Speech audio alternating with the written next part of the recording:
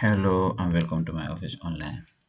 Today we are going to look at how to increase indent, how to decrease our indentation, how to use line and paragraph spacing, how to use shading, and then etc.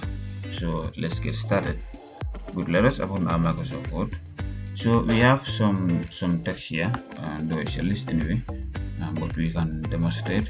So before we start, let me show you this is decrease indent, and the function is to move your paragraph closer to the margin, and this increase indent will move your paragraph further away from the margin. Okay, and line and paragraph spacing also will give space according to what you selected between your lines, or between the text of your lines, or between the paragraph. Now let us start from increasing the indent. Okay, that is this one. All right, so if you click on it, you will see something is happening. So your text is moving from left to right margin. Okay, so if you want to return it, you can do something like this. So for example, you are writing an address, a manual address, and you can use this one to bring it to the left side, so that you can write the receiver's address somewhere here.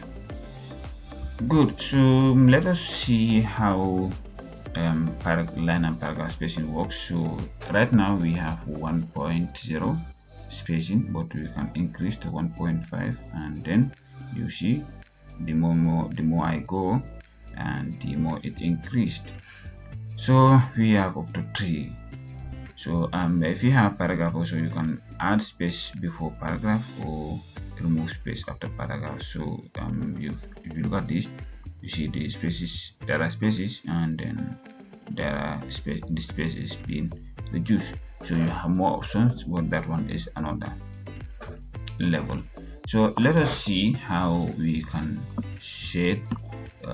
You can shade. Okay, so like this one, you shade banana only, and you can also shade everything from banana here to coconut. Like, let me use this one, and then I can shade it, and then there it is. So don't mix shading with text highlight color. We will record a video for that one along the line.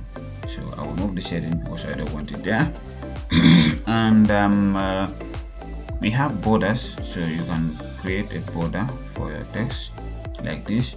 It looks like a table, but it is actually not a table. So thank you. Bye bye.